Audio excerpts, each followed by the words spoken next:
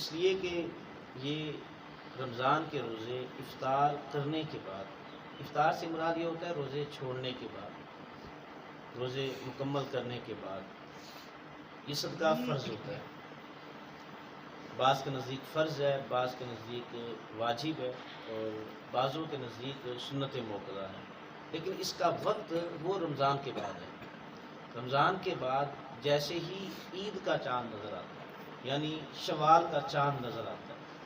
اور شوال کے چاند نظر آنے کے بعد جو اگلی صبح طلوع ہوتی ہے، تو جیسے ہی صبح طلوع ہوتی ہے اس وقت یہ صدقہ فطر واجب ہوتا ہے۔ یہ اس کا اصل وقت ہے، اسی وجہ سے اسے صدقہ فطر کہا جاتا ہے، یعنی رمضان کے بعد اور عید کی نماز سے پہلے پہلے۔ حضور صلی اللہ علیہ وسلم نے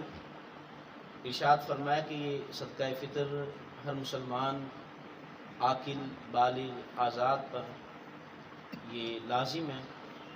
کہ وہ اپنی طرف سے بھی ادا کرے، اپنے اہل و عیال کی طرف سے بھی، جو اس کے گھر میں دیگر افراد ہیں، حتیٰ کہ جو اس کے پاس غلام ہیں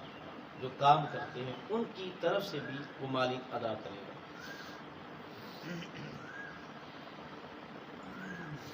اب صدقہ فطر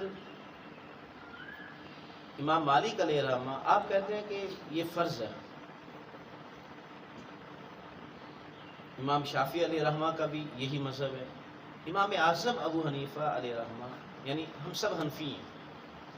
آپ کہتے ہیں کہ صدقہ فطر واجب ہے۔ اب اس کی مقدار کے حوالے سے اختلاف ہے کہ کس پر یہ فرض ہے اور کس پر فرض نہیں ہے۔ امام شافعی علیہ الرحمہ آپ کہتے ہیں کہ ہر وہ بندہ جو صاحب حیثیت ہو، یعنی جس کے پاس ایک دن کا کھانا میسر ہو، اس کو غور سے سنیے گا، سمجھیے گا بھی، جس کے پاس ایک دن کا کھانا وافر مقدار میں موجود ہے، اس پر صدقہ فطر یہ لازم ہے۔ جبکہ امام اعظم ابو حنیفہ علیہ الرحمہ آپ کہتے ہیں کہ جو بندہ صاحب نصاب ہے، صاحب نصاب اس بندے کو کہا جاتا ہے جس پر زکوٰۃ فرض ہوتی ہے۔ امام اعظم ابو حنیفہ علیہ الرحمہ آپ کہتے ہیں جو بندہ صاحب نصاب ہے اس پر صدقہ فطر واجب ہے، باقیوں پر نہیں ہے۔ اگر ہم اس بات کو لیں پھر تو چند ایک افراد آتے ہیں۔ اب صاحب نصاب کون بندہ ہوتا ہے؟ صاحب نصاب وہ بندہ جس کے پاس 52.5 تولہ چاندی ہو، یا اتنی مقدار میں اس کے پاس رقم موجود ہو، یا اتنی مالیت کی کوئی اور چیز اس کے پاس موجود ہو اور اس پر 1 سال گزر چکا ہو۔ اب یہ بندہ صاحب نصاب ہوتا ہے۔ ہم صاحب جب زکوٰۃ کا نصاب، جب ہم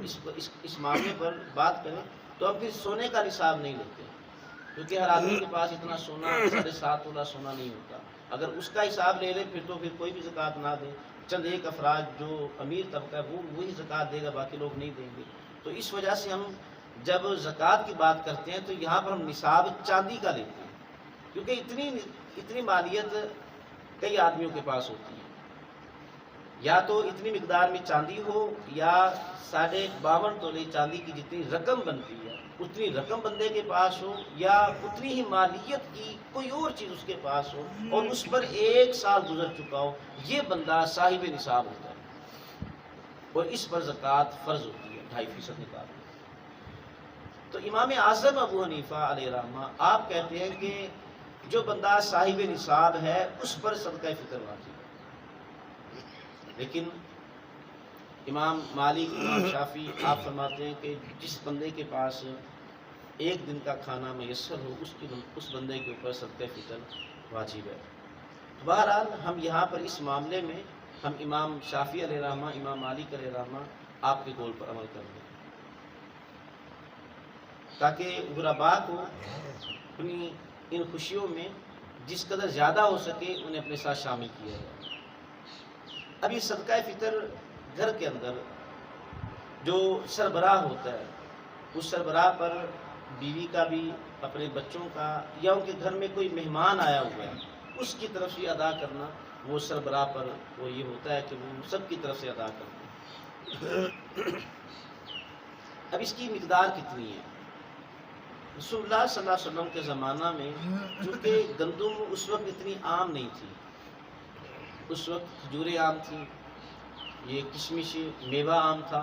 پنیر عام تھا، اور یہ چیزیں اتنی مہنگی نہیں تھیں، جبکہ جو دوسری چیزیں ہیں یہ گندم یہ ان سے زیادہ مہنگی تھی۔ تو آقا علیہ الصلوۃ والسلام نے صدقہ فطر کے نصاب کے حوالے سے آپ نے کہا کہ 1 سا کھجوریں یا 1 سا کشمش یعنی میوہ یا 1 سا پنیر وہ تم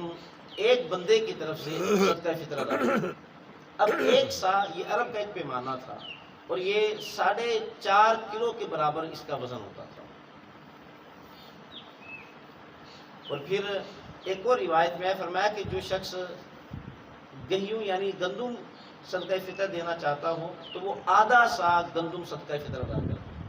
اس لیے کہ آدھا سا گندم یہ 1 کلو جو میوے کی رقم بنتی تھی اس کے برابر بنتی تھی یہ، یا 1 کلو 4 کلو جو کھجوریں تھیں، ایک طرف 4 کلو کھجوریں ہوں اور ایک طرف 2 کلو گندم ہو تو ان کی رقم برابر بنتی تھی۔ تو فرمایا کہ اگر کسی نے کھجوریں صدقہ فطر دینی ہے تو وہ 1 سا دے، اور اگر کسی نے گندم صدقہ فطر دینی ہے تو وہ آدھا سا دے۔ تو لہٰذا ہمارے ہاں ہم پھر گندم کے حوالے سے وہ نصاب بتاتے ہیں، اور آج کا جو سرکاری ریٹ ہے گندم کا وہ 1700 روپے من، 1800 روپے من، 1800 روپے من۔ تو یہ اگر یہ لگائیں کہ یہ 2.25 کلو گندم یہ غالباً 1 کلو کی رقم یہ 45 سے زیادہ بنتی ہے، 45 روپے۔ تو 2 کلو ہو گئی 90 روپے، اور 45 کا آدھا یہ 23 روپے یہ ہو گئے، تو یہ غالباً 90 اور 113 یا 115 روپے بن جاتے ہیں۔ تو ہم نے گندم کا حساب دیکھنا ہو کہ 2.25 کلو گندم اس کی جتنی بھی رقم بنتی ہو تو فی بندہ اس کے حساب سے اپنی طرف سے صدقہ فطر ادا کرے، لیکن جو بندہ صاحب حیثیت ہے وہ پھر گندم کے حساب سے نہ دے، وہ بندہ پھر کھجور کے حساب سے دے کہ اللہ رب العزت نے ایک آدمی ہے کہ 1 ارب پتی ہے، 1 کروڑ پتی ہے، 1 لکھ پتی ہے، اور ایک متوسط طبقے کے ساتھ تعلق رکھتا ہے، اور ایک بالکل اس سے نچلے طبقے کے ساتھ تعلق رکھتا ہے۔ اب جو بالکل نچلے طبقے والا ہے وہ بھی گندم کے حساب سے صدقہ فطر دے رہا ہے، اور جو درمیانے طبقے کا ہے وہ بھی گندم کے حساب سے دے رہا ہے، جو کروڑ پتی ہے وہ بھی گندم کے حساب سے دے رہا ہے۔ پھر فرق کیا رہ گیا؟ اس لیے جس بندے کو اللہ رب العزت نے زیادہ دیا ہے تو وہ اپنی حیثیت کے مطابق دے۔ جیسے وہ ایک عام سا آدمی تھا، غریب سا آدمی، اس کو وہ کسی حکیم کے پاس گیا، اس سے کوئی بیماری لاحق ہوئی، تو وہ حکیم کہنے لگا کہ کوئی یہ بیماری اتنا کوئی بڑا مسئلہ نہیں ہے، ہاں تم تھوڑا سا شہد لے آؤ تو یہ تمہارا مسئلہ حل ہو جائے گا۔ اس نے کہا کہ شہد میں کہاں سے لاؤں؟ وہ طبیب کہنے لگا کہ جو وقت کا حاکم ہے اس کے پاس جاؤ، ان کے پاس شہد ہے۔ اب وہ غریب آدمی وہ جو وقت کا حاکم ہوتا ہے اس کے دربار میں چلا جاتا ہے اور جا کر کہتا ہے کہ مجھے تھوڑا سا شہد چاہیے، 1 پیالہ شہد چاہیے۔ اب جو حاکم ہوتا ہے وہ وزیر کو حکم دیتا ہے، وہ کہتا ہے کہ اس کو 2 بالٹیاں شہد کی دے دو۔ وہ وزیر حیران ہوتا ہے کہ اس نے 1 پیالہ مانگا ہے اور آپ